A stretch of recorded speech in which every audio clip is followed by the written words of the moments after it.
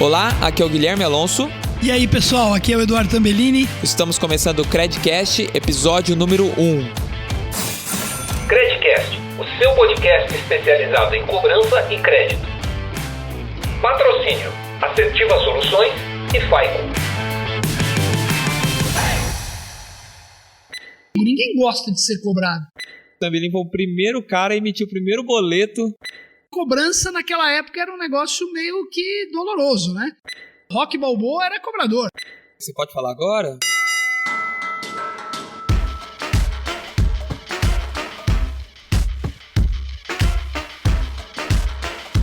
Dando início, né, ao nosso Credcast. A gente está muito feliz com essa iniciativa. Por que a gente começou essa iniciativa? Eu e o Eduardo Tambellini, a gente está aí sempre gravando conteúdo junto, sempre fazendo coisa junto. Fora isso também, a gente vai falar hoje sobre história de cobrança, nosso primeiro episódio. Mas a iniciativa do Credcast é para realmente poder produzir conteúdo sobre crédito e cobrança de uma forma bem especializada para ajudar os mais diversos segmentos que empresa que não faz cobrança e que empresa que não concede crédito hoje, né? A não ser que ela tenha outro tipo de forma de pagamento, mas a grande maioria está nesse cenário. É isso aí, Guilherme. Eu estou muito feliz aqui também. Como vai, pessoal? Foi uma honra a gente fazer nascer essa ideia do podcast, o Credcast, e acho que é uma grande oportunidade. O mercado muitas vezes carece de conteúdo. A gente tem muitas vezes demandas, pessoas que às vezes até me chamam no LinkedIn, fazem perguntas, que a gente, acho que através desse canal, está com o objetivo de levar mais conteúdo ao mercado de crédito e cobrança. Então, acho que começa hoje aqui essa iniciativa que a gente espera que vai ser bem duradoura aí para todo esse mercado e a gente espera contribuir bastante. Sucesso, Tambellini. Para nós.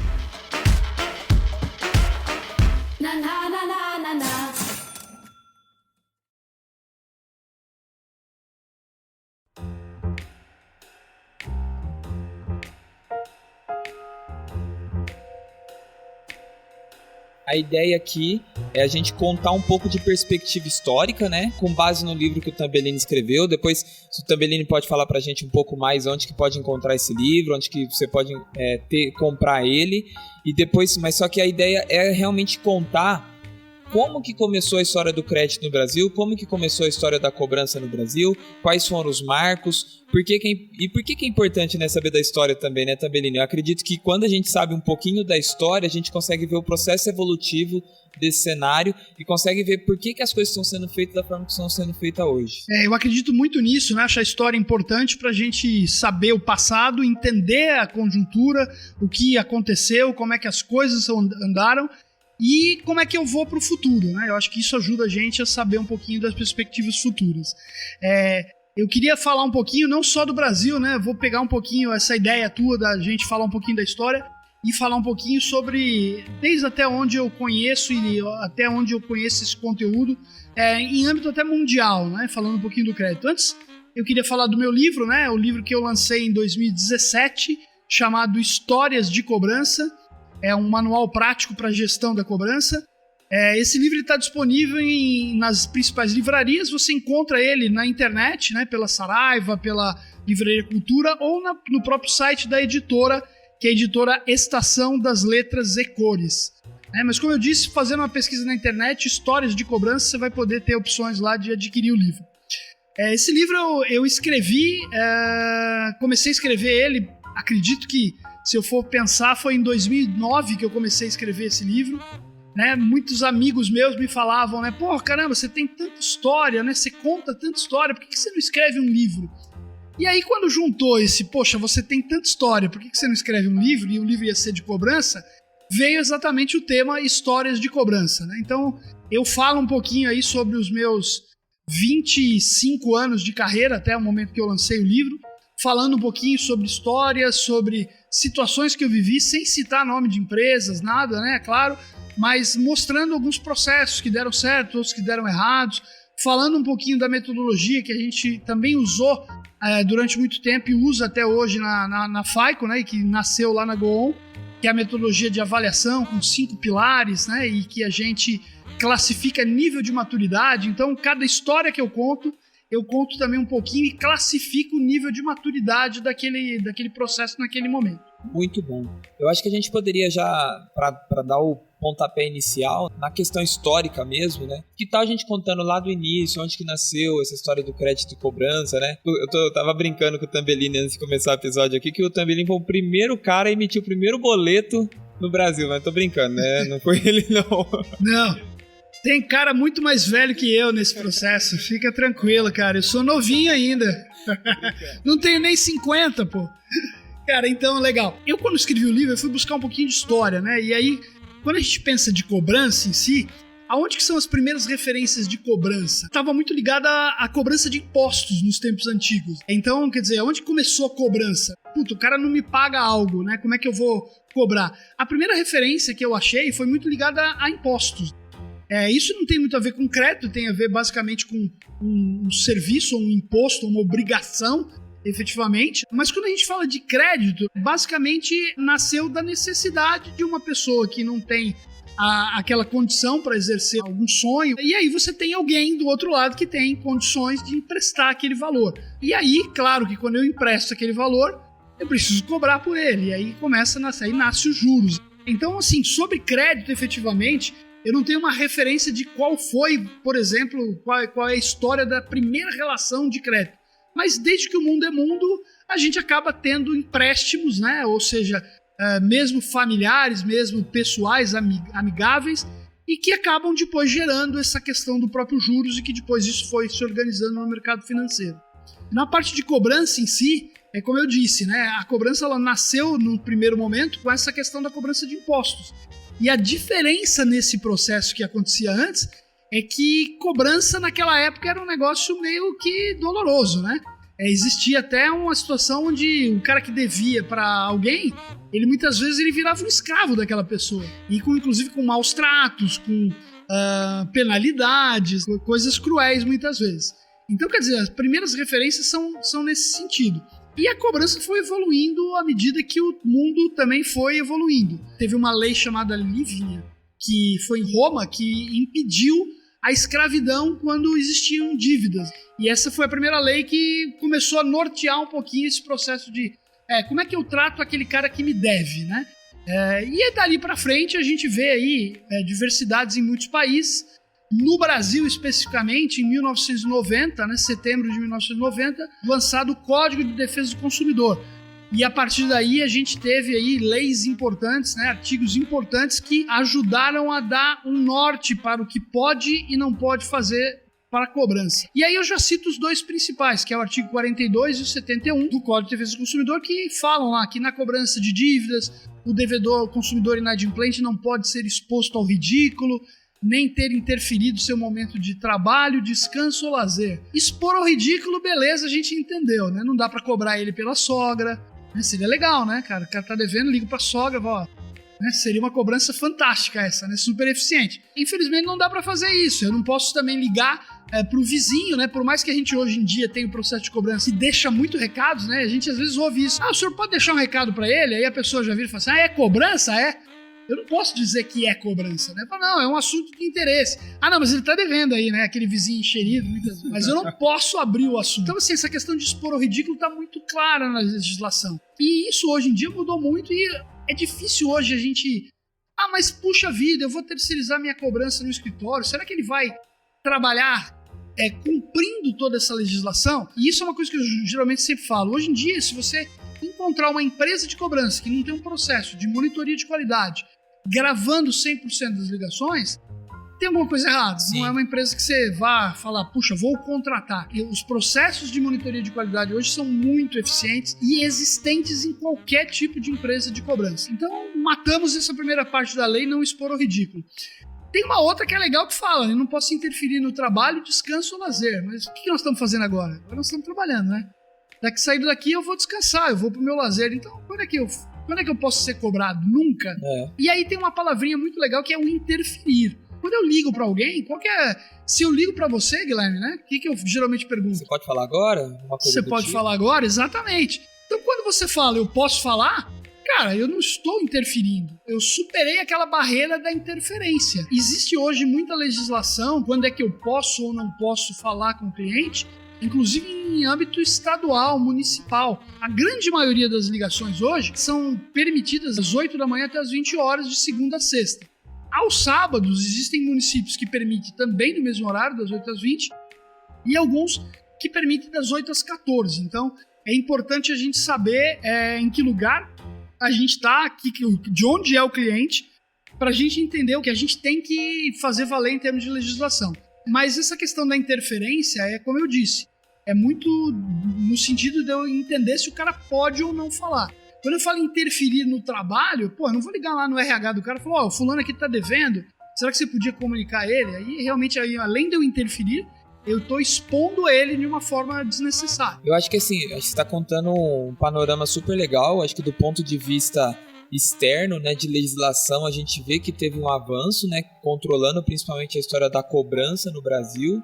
Eu acho que talvez daqui a pouco a gente vai começar a entrar também na questão de processo, como que as empresas lidavam com isso. Só que eu acho que vale a pena também citar como que o perfil do profissional de cobrança também evoluiu, como que era o cobrador antes. Muitas vezes a legislação também foi para poder mudar um pouco o comportamento desse cobrador, né? Dessa pessoa. Tem pessoas que não gostam, hoje é até moderno, né? A pessoa não fala mais cobrador, às vezes fala o negociador ou recuperador de crédito, né? Alguma coisa do tipo. Exatamente. Eu não sei se você sabe disso, e eu nem me lembro se a gente já falou desse assunto, eu e você. Mas, por exemplo, eu gosto muito de cinema, né? E tem alguns filmes que eu tenho lá de carteirinha, né? Que eu já assisti 50 vezes. Um deles é o Rocky, né? Rocky, um lutador. Você sabe qual foi... O que o Rocky fazia antes de ser lutador de boxe? Não. Você não lembra? Não lembro. O filme? Ele era cobrador. Ele cobrava, na verdade. Na verdade, ele era cobrador de um agiota, né? De um italiano lá, agiota. E ele era cobrador, porque era exatamente esse papel que você falou. Pô, cara, quem que é o cobrador? É o cara lá, aquele gorila que vai lá na porta, bater na porta e falar... Pô. Tem até uma história legal de um varejista nosso que fazia cobrança. Varejista que a gente trabalhou, fazia cobrança porta a porta, né? Meu avô fazia também. Meu avô, a gente morava numa cidade pequenininha, ele pegava a bicicleta e ia de porta a porta e fazia cobrança. Fazer cobrança. Então, e esse varejista, um varejista grande, que ele tinha até aí algumas coisa de 5, 6 anos atrás, ele tinha uma estrutura muito grande de cobrança porta a porta no Brasil. E aí o cara que fazia o processo lá, ele me conta que um dia um rapaz contou pra ele que ele foi fazer uma cobrança de uma geladeira, né? Que era... Na verdade, eles não iam fazer só a cobrança. O objetivo era ir lá bater na porta. Se o cara não pagasse, o objetivo era retirar o bem, né? Como hoje você tem um processo de veículo. Se o cara não paga, você entra com o processo e recupera o veículo.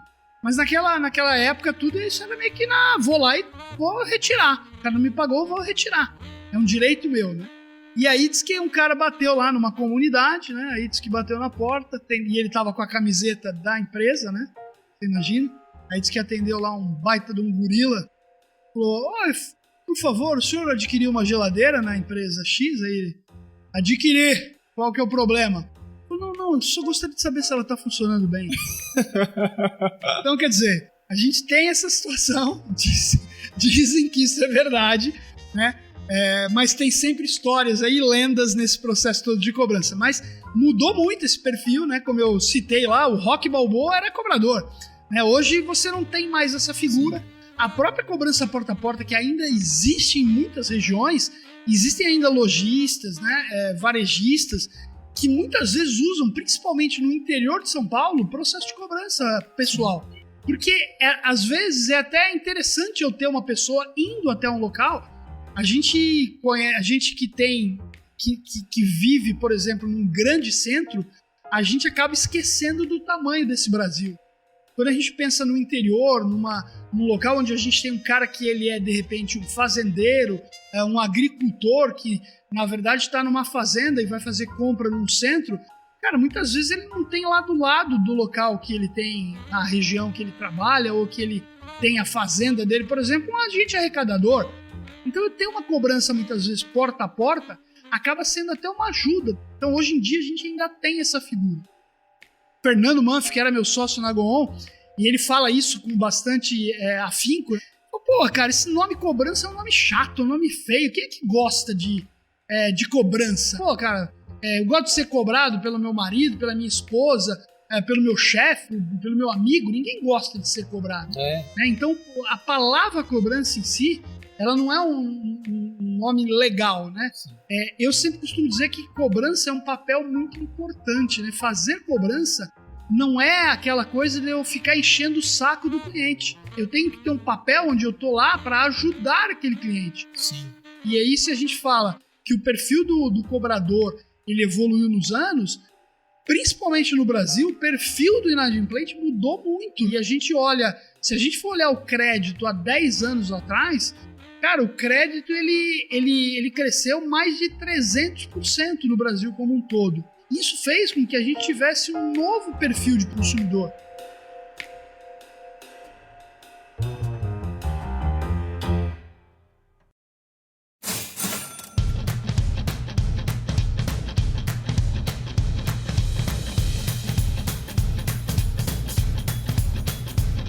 A cobrança em si, ela se torna uma área estratégica até do negócio.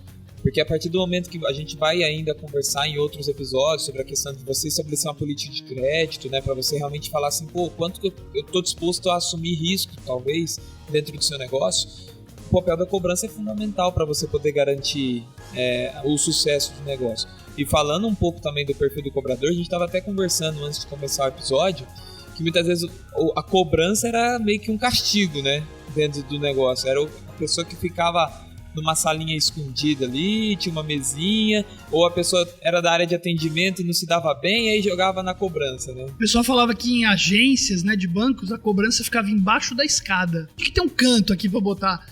Ele sobrou um espaço ali embaixo da escada, bota a cobrança lá. E isso também aconteceu e teve uma mudança, principalmente no Brasil, depois do Plano Real. Eu lembro que quando eu era office boy, ou quando eu comecei a trabalhar de auxiliar de escritório numa agência bancária, cara, eu lembro que nego pagava, por exemplo, existiam agências de bancos que muitas vezes brigavam para ter a conta de luz de uma grande empresa que tinha lá um valor exorbitante de conta de luz paga naquele banco. Por quê? Tinha um dinheiro que ficava uma noite dormindo numa conta, aquilo era um dinheiro absurdo, né? Lembra? Eu não sei, você é novo ainda, né? Como você falou que eu emiti o primeiro boleto, mas eu lembro, por exemplo, do overnight. Eu não tinha dinheiro naquela época para aplicar, mas o overnight era um negócio que toda noite você botava um dinheiro lá, dormia na conta, cara, rendia uma grana, né? Então, inflação alta. Depois do Plano Real, a estabilização econômica fez com que, cara, eu não posso mais contar com esse dinheiro que vem do nada. Eu preciso ter o dinheiro de volta. Então a cobrança passou a ter um papel diferente, principalmente depois do Plano Real, com a estabilidade de economia. O Plano Real trouxe uma nova visão para o crédito, ampliou o crédito, o canal de empréstimos pessoais. Depois, no governo Lula, a gente teve a abertura do crédito consignado, que hoje é a maior carteira de crédito, se a gente for olhar no Banco Central, né? Entre os produtos de crédito, a maior carteira hoje financeira, ela é representada pelo crédito consignado, INSS, também de órgãos públicos, e quanto isso cresceu em termos de empréstimo. Mas, basicamente, a gente teve essa motivação muito, muito voltada depois do Plano Real com a estabilidade econômica. E aí fazer cobrança passou a ser um negócio importantíssimo, passou a ser uma linha de negócio, efetivamente. E quando a gente fala de crédito, existe uma relação que a gente fala muito, que é a relação risco e recompensa.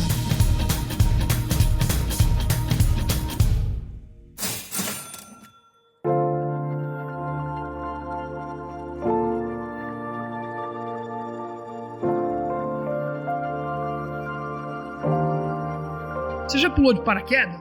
Não, nunca pulei. Mas tem vontade? Tem. Eu tenho vontade também, nunca pulei. Mas eu um dia tive a oportunidade de pular e minha mulher tava viajando no final de semana, né? E aí a galera falou, nós vamos pular esse final de semana. Aí eu falei, puta, acho que eu vou, né? Minha mulher tá viajando. Vou aproveitar, não vou ter que dar satisfação. Aí eu pensei, cara, se eu pular e eu morrer, tudo bem, né, cara? Morri, não vou ter problema. Agora, e se eu quebro uma perna, velho? Como é que eu vou ouvir dessa minha mulher? Aí eu resolvi não ir, não. Mas voltando no assunto do paraquedas, né? Por que eu pulo de paraquedas? Porque tem o quê? Tem emoção, não é? Mas pular de paraquedas tem risco, não tem? Se eu pular aqui, eu subir aqui na cadeira e pular da cadeira, tem risco? Tem, mas é bem pouco. É bem menor. Tem emoção? Não. Nenhuma, né? Então, quando a gente fala risco-recompensa, tem esse fator do paraquedas. Cara, se eu pular da cadeira, tem risco? Tem, um pouquinho, mas a recompensa também é pequena. Cara, se eu pular de paraquedas, tem risco? É um risco maior? mas uma bela recompensa. Quem pula fala que é emocionante, tem uma bela adrenalina, tudo isso. Mas eu tenho um risco que tem que ser calculado. E crédito tem muito a ver com isso. Quando eu assumo um risco, eu tenho que entender que eu tenho que ter um risco calculado. Se eu não assumir risco, tem como ter risco zero, por exemplo? Risco zero no cartão de crédito, por exemplo? Risco não é meu. Tô terceirizando meu risco. Exatamente. Eu não vendo a crédito, eu tenho risco zero. Ou eu terceirizo o risco. Mas minha recompensa, ela também está impactada. Sim. Cada vez que eu abro um pouco, né, meu leque de forma de pagamento, eu estou aumentando a minha chance de ganhar mais, mas só que também estou aumentando meu risco. Exatamente. Mas eu tenho uma recompensa atrelada a isso, né? Eu tenho meus juros, eu tenho taxas, eu tenho... O cliente que atrasa, inclusive, e a cobrança, né? Um dia eu falei isso num treinamento e o pessoal até achou ruim, né, da empresa que eu falei. Mas às vezes a gente tem que entender que horas que eu começo a cobrar, porque é o seguinte, uma grande empresa de varejo que a gente teve, eu tava lá fazendo um trabalho, um dia um diretor me chamou e falou assim, aí, Tambelini, que legal, o fulano aqui de cobrança tá batendo palmas e soltando rojões, que é a nossa primeira rolagem, né, ou seja, aquele cara que sai de em dia e atrasa, né, é a primeira rolagem para cobrança, ela foi histórica, foi a menor de todas, e hoje eu tive que explicar no conselho porque eu tive R$1 milhão de redução de receita de juros. Então, assim, será que eu tenho que também começar a cobrar uns 0 dias, 1 dia, 2 dias? Às vezes, quem que é o melhor cliente para mim? É o cara que paga em dia ou é o cara que atrasa 10 dias? Paga em atraso é bom, se tiver juros, né? Exatamente. Então, para um cartão de crédito, imagina, quem que é o melhor cliente? Aquele cara que paga todo dia de vencimento a fatura toda? Ou o cara que rotativa, que refinancia? Paga o crédito rotativo. Exatamente, mas que paga, isso é importante. Uhum. A gente fez um trabalho recente, né, num cliente nosso, que fala de rentabilidade. Esse trabalho era para medir a rentabilidade de clientes. E a gente descobriu que o cara lá, que é o cara inadimplente, ele é o cara... Mas aí eu tenho 2 situações. Eu tenho o cara inadimplente que não me paga, e esse é óbvio que a rentabilidade é negativa. Mas o cara inadimplente que me paga e muitas vezes volta a comprar, cara, esse cara é melhor cliente do que o cara que me paga em dia.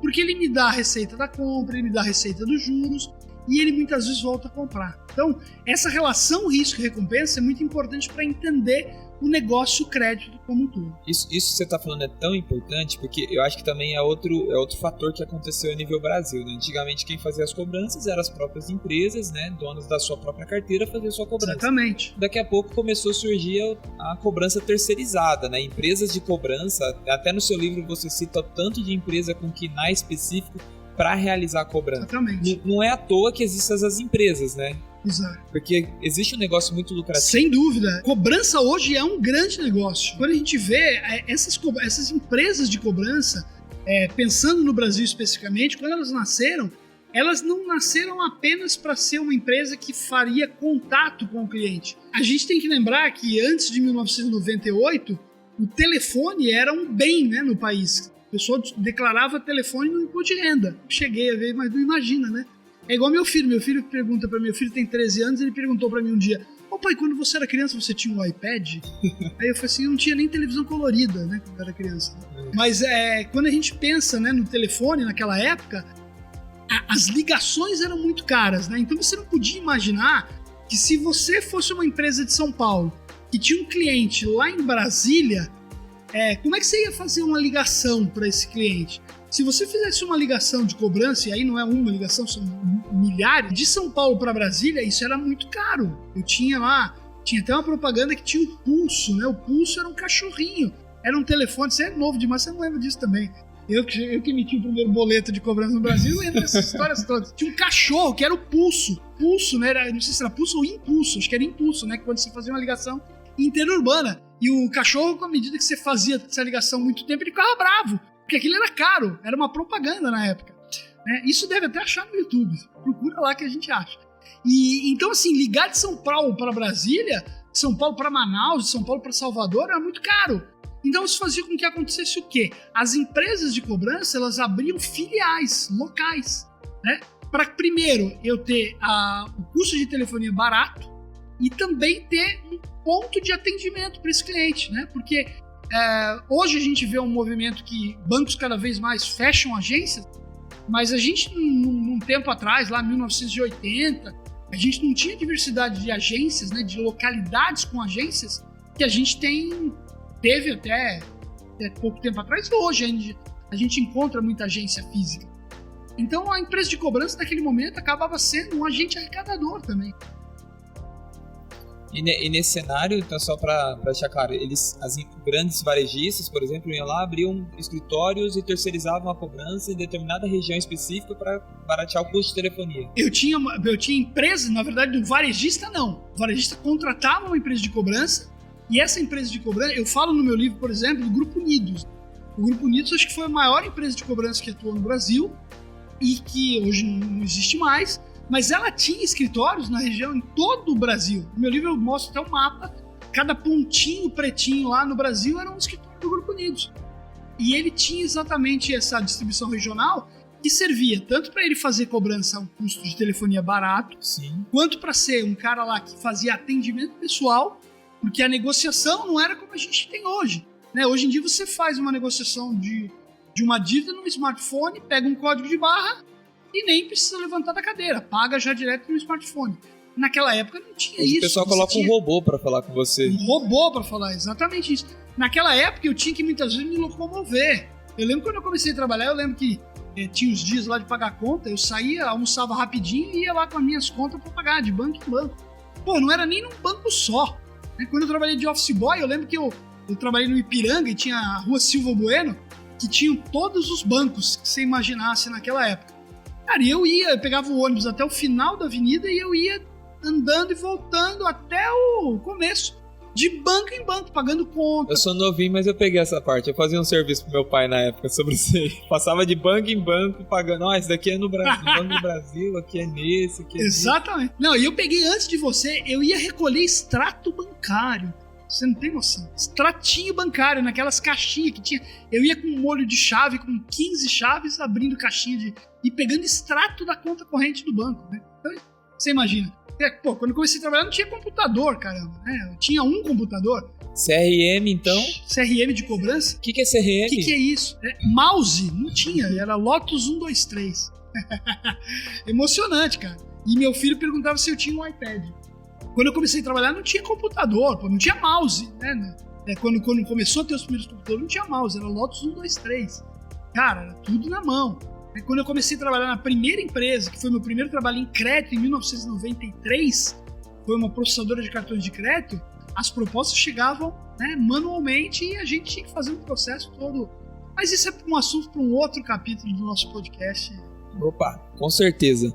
Pessoal, a gente tá chegando no fim. Esse assunto história de cobrança, história de crédito é muito grande, né? Tem muita coisa legal. O melhor de tudo é que a gente está falando de proteção de crédito no Brasil. E proteção ao crédito no Brasil, existem muitas empresas aí empenhadas nisso, que querendo ou não, gira a nossa economia. O crédito gira a nossa economia até hoje, né? Sem dúvida. Economia mundial. E verdade. O crédito é o grande fator que faz uma economia girar, né? A gente tem... O crédito ele tem uma importância, né, que não é só de girar a economia. O crédito ele tem foco de realizar sonhos, de inserir pessoas no mercado, né? Então qualquer país hoje em dia é muito observada, inclusive a relação crédito-PIB, né? E a gente deve ter isso crescendo. Esse também é assunto para uma outra oportunidade, mas a gente está evoluindo muito. A partir desse ano a gente vai começar a ter uma informação muito positiva em relação ao cadastro positivo. Já está disponível para as empresas começarem a consultar. Bancos financeiros, empresas de telecom já começam a trocar informações. Utilities um pouco mais devagar, mas sim, também vão estar inseridas. Essa legislação vai estar contemplado utilities, coisa que, por exemplo, nos Estados Unidos, o Bureau Positivo, as empresas de água e energia, elas não reportam informações. E no Brasil a gente vai ter isso inserido. Muito bom, Tabellini.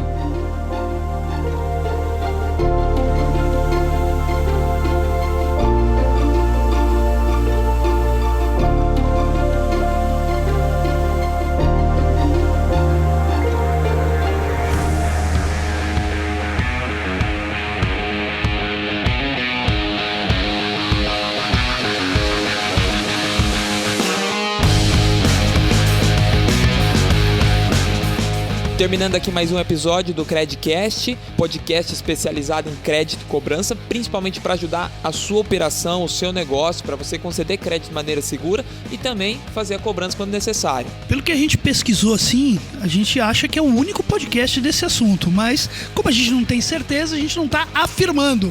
Mas enfim, é um podcast especializado em crédito e cobrança para ajudar você. Pessoal, só lembrando, a gente tem os nossos patrocinadores, aqueles que apoiam o nosso programa. A gente tem a FICO e também a Assertiva Soluções, duas empresas que estão aí presentes no ciclo de crédito de qualquer empresa aí no Brasil. E no mundo também, né? No caso da FICO também. No mundo, exatamente, no mundo todo. Muito bom, muito bom. Pessoal, se você gostou desse conteúdo, a gente vai pedir aquela força, compartilha com o pessoal, faz o download também, dependendo de onde você está escutando esse episódio. E a hora que você for compartilhar sobre o episódio em si nas suas redes sociais, não esquece de colocar hashtag Credcast. Lembrando que o D do Cred é um D mudo, beleza? Grande abraço, pessoal! Valeu, galera, até a próxima!